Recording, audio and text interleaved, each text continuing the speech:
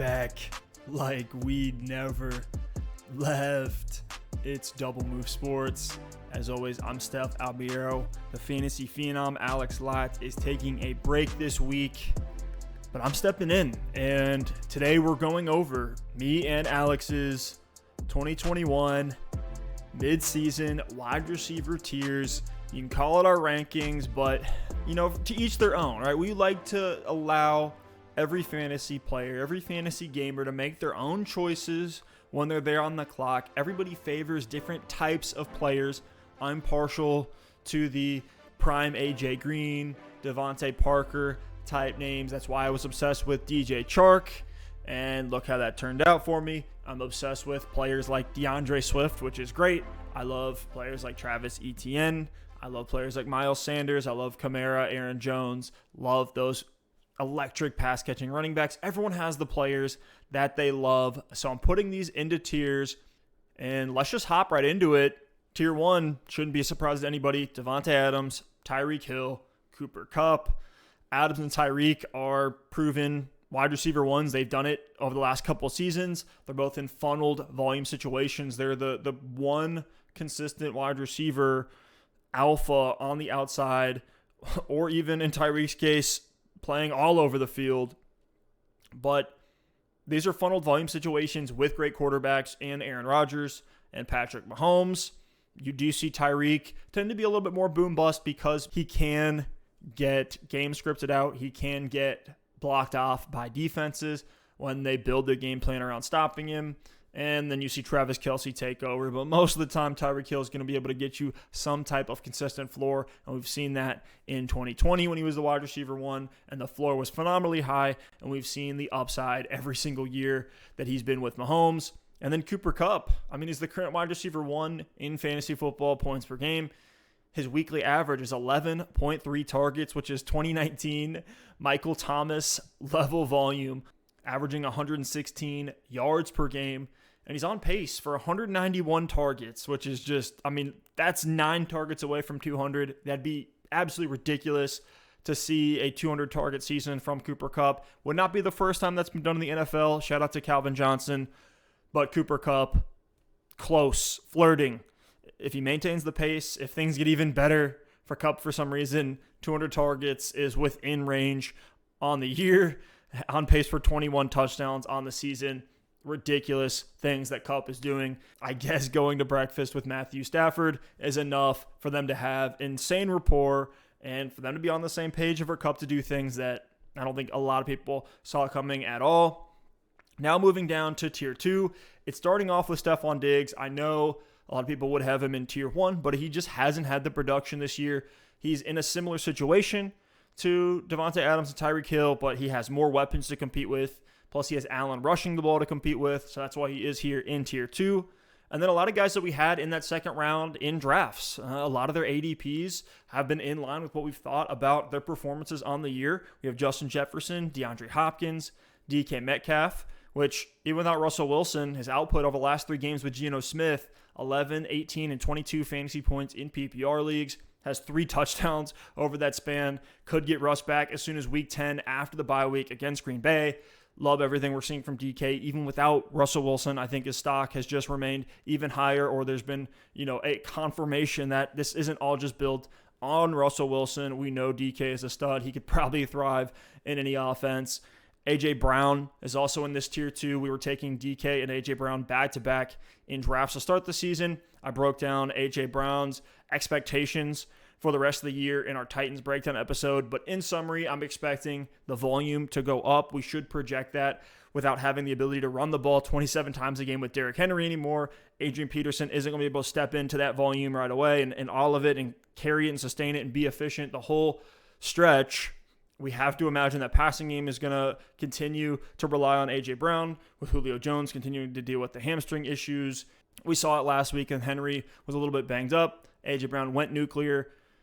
Love everything that he's going to see the rest of the season. He just might be less efficient, score less touchdowns with Derrick Henry leaving the team for the next 6 to 10 weeks and leaving a pretty big hole in the Titans offense. It's going to be tougher for them to move the ball downfield, but who knows? who knows? The Titans have kind of always defied our expectations, maintained incredible efficiency, and done things we don't see a lot of other teams in the NFL do. But I still have A.J. Brown here in this tier 2 firmly. Jamar Chase is the last one in this tier, and I mean, he's officially broken out. We've talked about him on the show a fair bit from before the NFL draft, talking about him as a prospect, talking about him when he broke out earlier in the season after a couple weeks. He's fighting for that dynasty wide receiver 1 spot right now. And we might be seeing the ascension of the next elite superstar, like Hall of Fame level wide receiver. And what's crazy about Jamar Chase is that right now on the season, he's 19th in targets, and he's still top 3 in receiving yards, top 3 in yards per target, top 12 in air yards, which is one of the best metrics you want to see for our purposes in fantasy. Every ball that Joe Burrow is throwing to Jamar Chase is dripping with fantasy points. And I still think there is room for the pass volume in Cincinnati to go up. They're well behind where they've been the last 2 years as far as throwing the ball in neutral game scripts. We're even seeing that play out with Joe Mixon's target volume as well. I think Jamar Chase is just scratching the surface of what its upside could potentially be if he was in an offense that was throwing the ball 600, 700 times over the course of a 17-game season. So love Jamar Chase. He is firmly in our top 10 for 2021 redraft. Probably going to be taken in the second, third round in 2022 redraft. Moving down to tier 3, we have guys that have exploded onto the scene this year or just have been consistent producers. And these are the guys that you've been really happy that you were able to get at ADP because they weren't touted as these round 1, round 2 names. These were much cheaper guys to acquire, but they're giving you very similar production, especially on a week-to-week basis, as the other receivers we talked about in tier 1 and tier 2. And so in tier 3, we have Terry McLaurin. I don't need to say anything about him. Like, he continues to do it. No matter the situation around him, no matter the quarterback, he creates separation. He creates yards after the catch. He scores. He just carries the team on his shoulders. He carries a passing game. And the sooner Curtis Samuel can come back, I think that'll only help Terry McLaurin. We'll see. I know Taylor Heinicke is supposed to be the quarterback in week 9 long term. I don't know how that's going to play out. Maybe Fitzmagic does end up coming back in when he is fully 100%. But for now, I feel like the Washington football team is okay to continue to ride out Taylor Heinicke. And so far, he's shown us that he can get the ball into Terry McLaurin's hands at all levels of the field. I got to tell you guys about a free giveaway that we're doing on the channel to give back to the DMS viewers. We've partnered with our guys at UltraGame to do 100% free, no strings attached promo of their NFL apparel. You see me and Alex, we're always rocking athleisure clothing on the show, hoodies, sweatpants, and we're so pumped to partner with UltraGame. We have our stuff in the mail from them right now as we speak. UltraGame is the hottest, newest NFL clothing brand. They sell all their stuff on Amazon. I personally was very impressed how affordable some of their looks are for every NFL team in the league. So go get some of that fire gear for your favorite NFL team. Check the link in the description down below to their Amazon store. And remember to enter the free giveaway. Check that link sometime between November 4th and November 6th. That's this Thursday through Saturday. Join the Discord. We'll remind you in there. Deontay Johnson, also in this tier. He's currently a wide receiver 1 in fantasy points per game. He's also currently a wide receiver 1 in the NFL with a 30% target share, 30% on an offense that's 10th in pass plays per game. So what we're seeing with Deontay Johnson, he's this year's Calvin Ridley. His efficiency is low, but he's on pace for over 160 targets in a 16-game season, which makes him a shoe-in for 70-plus yards. You sprinkle in a touchdown every now and then. Deontay Johnson has just shown us that he can command target volume in the NFL. That's what he's always done since it was Mason Rudolph and Duck Hodges under center for the Steelers, whether it's been Big Ben. Deontay Johnson has been a target magnet and a guy, it's sustainable because he can get open on a consistent basis for his quarterback. DJ Moore, there's questions about the offense. Darnold seems to be crashing and burning again. PJ Walker coming in. Either way, DJ Moore somehow finds ways to be consistent, even if it's 4 catches for 100 yards. He's been a stud ever since he's entered the league. He's always been flirting with this range, but now we get to a point in the season where even with Darnold, who hasn't been a world beater by any stretch of the imagination, we're seeing Robbie Anderson decline. Terrace Marshall's still getting onboarded. DJ Moore's out on the field a ton. He's third in routes run, top 5 in air yards. He's getting deep targets. He's getting targeted in the red zone.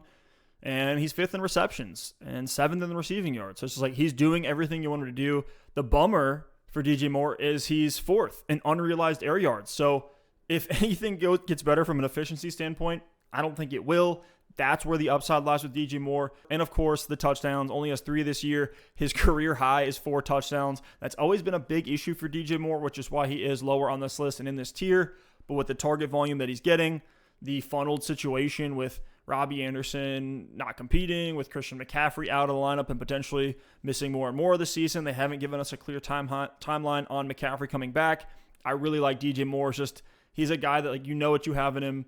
And he's the main guy in that offense as far as the wide receivers go. No tight end of consequence there in Carolina. And even with a strong defense to start the year, they do seem to be declining in that department, which only means good things for DJ Moore, but does have some games against Arizona, the Washington football team, Atlanta, Buffalo, Tampa Bay, twice, all coming up on the schedule. So I still like DJ Moore firmly in this tier 3. And the last 2 guys are more boom bust, but they are reliable options.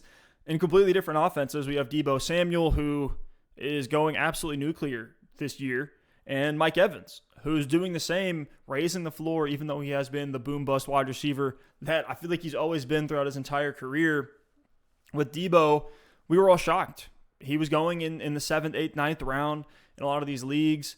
People thought Brandon Ayuk was going to be the one. George Kittle missing time has helped. I do think Ayuk warming up, we're starting to see his progression a little bit more back into the offense. And we know he's a good player from what he did in his rookie year. He was creating so much target separation. He was getting all these yards after the catch. I don't know why Ayuk isn't hitting, but that's still scary for Deebo. And then obviously Kittle coming back. But he's an electric player. I mean, the only thing you have to worry about with Deebo is him getting target volume.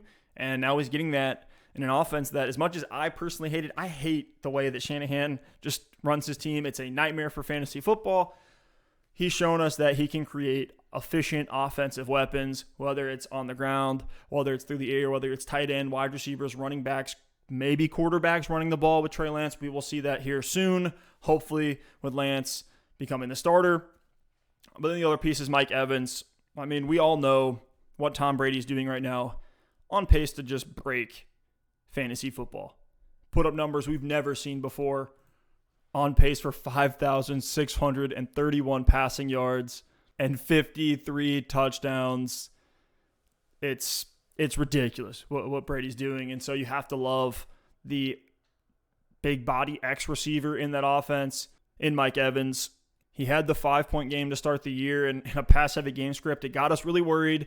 But ever since then, I mean, Mike Evans has only had one other game that wasn't at least 12 fantasy points, most of those being 20+. He gave you a 30-point game in week 5.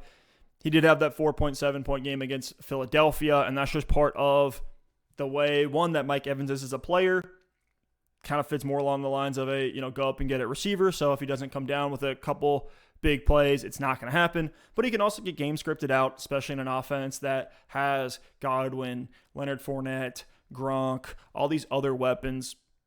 Then moving into tier 4, we have Keenan Allen and Mike Williams, Chris Godwin, CeeDee Lamb, Tyler Lockett, and Amari Cooper. So you have 2 duos with Allen and Williams. You have another set of duos with CeeDee and Cooper. And really the story is the same with these guys. They're both 1A, 1Bs in offenses with great quarterbacks. We had Keenan Allen as a buy low last week. Hopefully you listened to us because he did have a great performance against New England. 6 receptions for 77 yards and a touchdown on 11 targets. Keenan Allen is still getting the volume.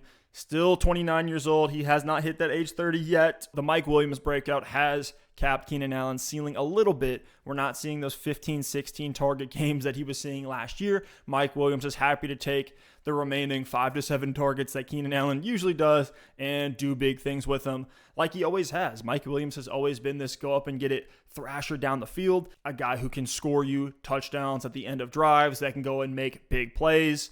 He's going to go up and get a receiver. You got to love him. Love Mike Williams. Love the way that the Chargers are now using him and the way that Herbert is giving him these touch passes deep downfield. Godwin, don't need to say much about him. His ceilings aren't quite as high as Mike Evans, but he's still getting it done on a weekly, consistent basis. I think the floor is a little bit higher than Mike Evans, but they're going to be around the same. I just have Mike Evans a little bit higher because I do like those week winning performances that he does give you. Granted, Chris Godwin is coming off a 28 fantasy point performance against New Orleans in week 8. Now they go into the week 9 bye week. Godwin has that situation where he could disappear with the other weapons getting involved, but still, you got to love Godwin. I think we could put him closer to Evans. I might be looking back at this Godwin ranking, even down the back half of the season and saying, why was he this low? And then CD and Cooper, another 1A, 1B. Kind of know what we have. The thing holding them back now compared to last year's that Dallas defense is good.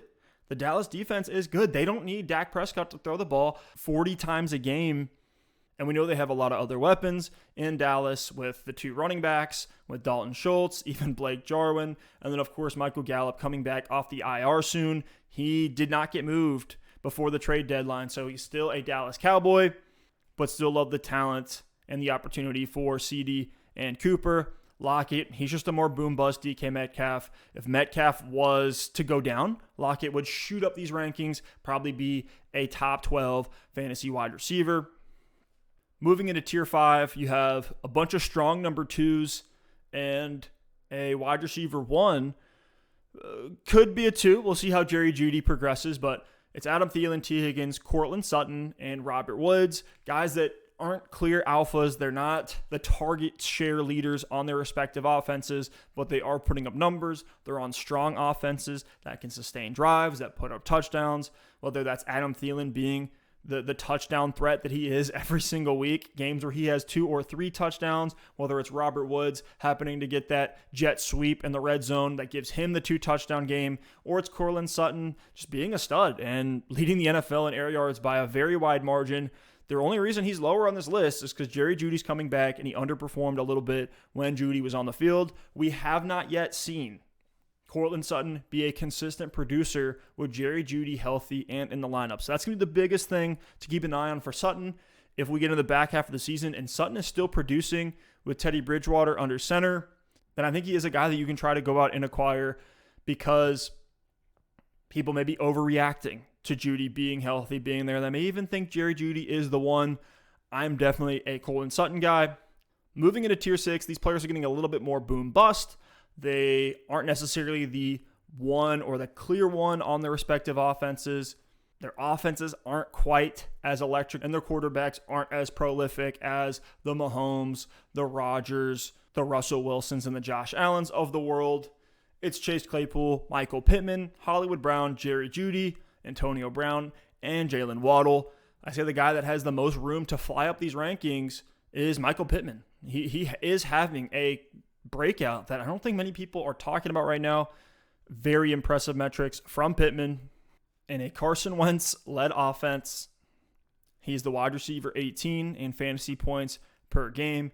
He scored a touchdown in every other game. He's top 10 in receptions, receiving yard, route participation, and routes run. So Pittman's out there on the field a lot. He's getting targeted a lot. He's putting up touchdown numbers, and he's being efficient with 74 receiving yards per game and 8 targets a game. So that 8 target a game and the 24.7% target share, that's alpha wide receiver 1 type numbers that gives him plenty of runway to take this role and continue to break out and run with it. And we could see him fly up these tiers down the back half of the season. If you can get Pittman in any league format, I would say go do so right away before the monster breakout happens. Same thing for Chase Claypool. Don't know if it's going to happen this year with Big Ben. But then with Hollywood Brown, the concern with him is Rashad Bateman coming in to the Baltimore Ravens offense. Could cap the ceiling a bit for Hollywood Brown. Only saw 1 game before the bye week with both Bateman and Brown healthy in the lineup. Brown did produce. Brown has been doing big things this year, and that's why he is as high as he is in these tiers. Typically, he is a lot lower, is more of a low-end wide receiver 3 flex type option. Right now, we have him as a low-end wide receiver 2 if you had to put these tiers into rankings. And that floor is the concern, even in a year where Lamar Jackson is showing us that he is the most prolific he's ever been as a passer, on pace for 4,709 yards. Lamar could be the first player that we see put up 1,000 rushing yards and over 4,500 passing yards in a season. Over 4,000 passing yards is going to be ridiculous for Lamar. He's on pace to do it.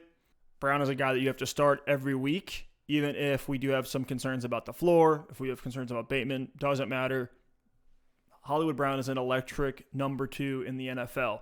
Jerry Jeudy, we just want to see how good he looks coming back from the high ankle sprain. The volume wasn't great. The offense isn't tremendous for fantasy football purposes, but love the talent of Jeudy. A few more good weeks to prove that he is fully back 100% from the high ankle sprain, which typically keeps guys a little bit limited as they progress after a few weeks.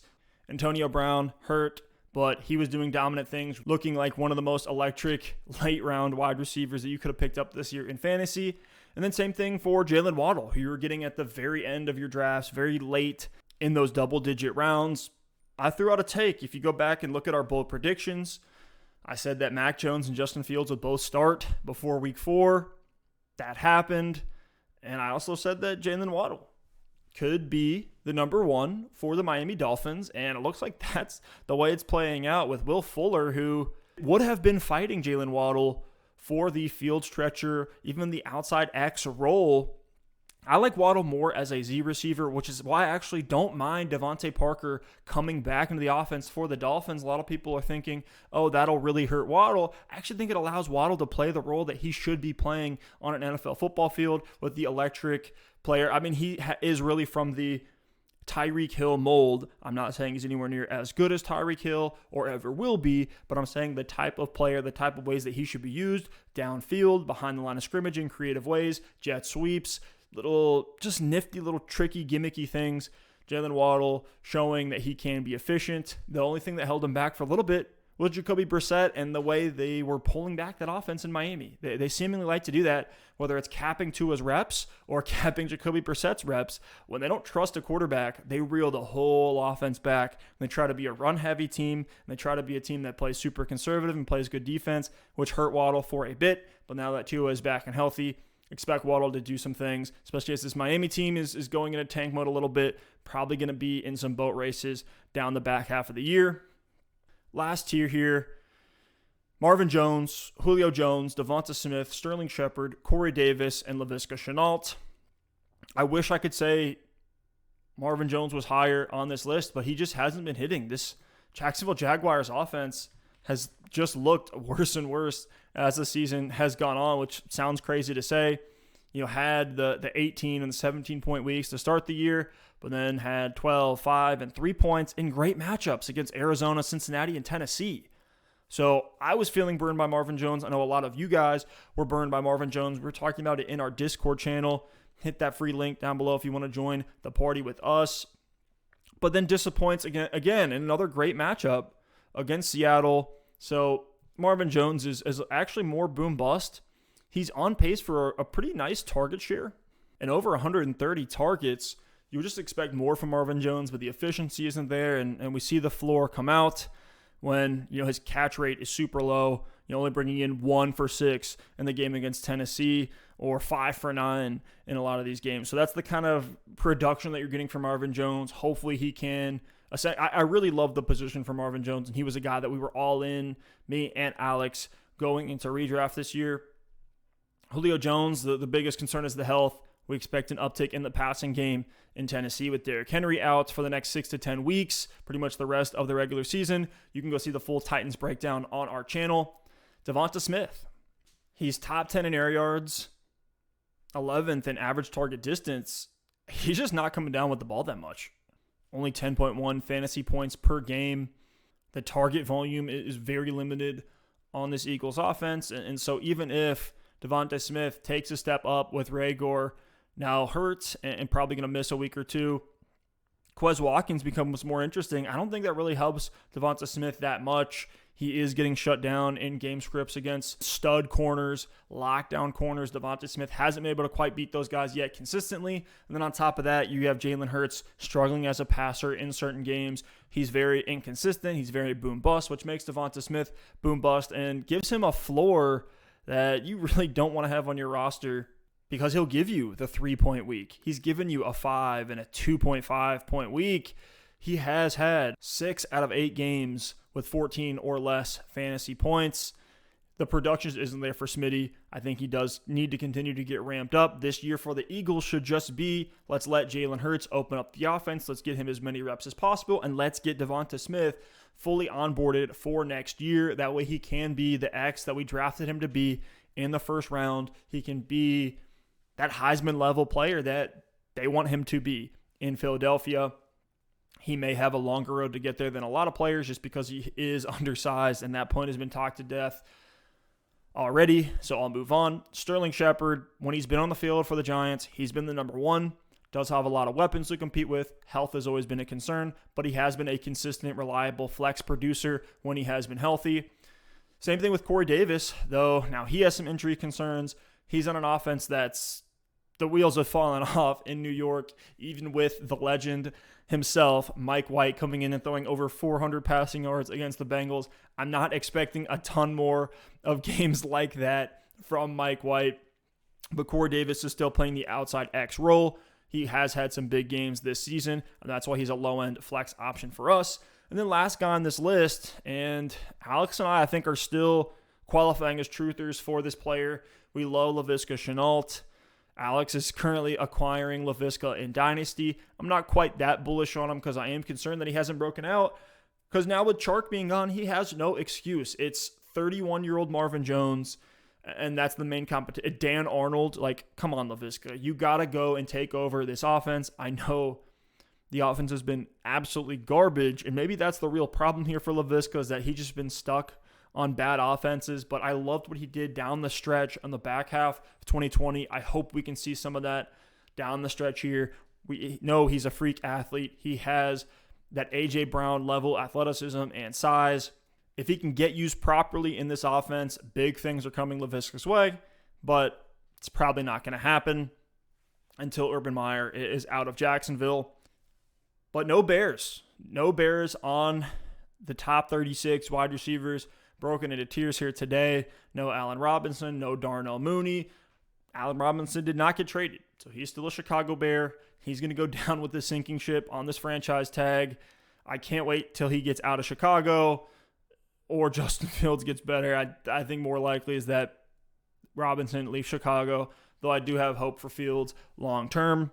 But that's it for the tier breakdowns. If you want to flame me, you can do it in the comments, or you can hit that free link in our Discord channel. Appreciate you guys rocking with us. Thanks for listening and watching, and we'll see you next time.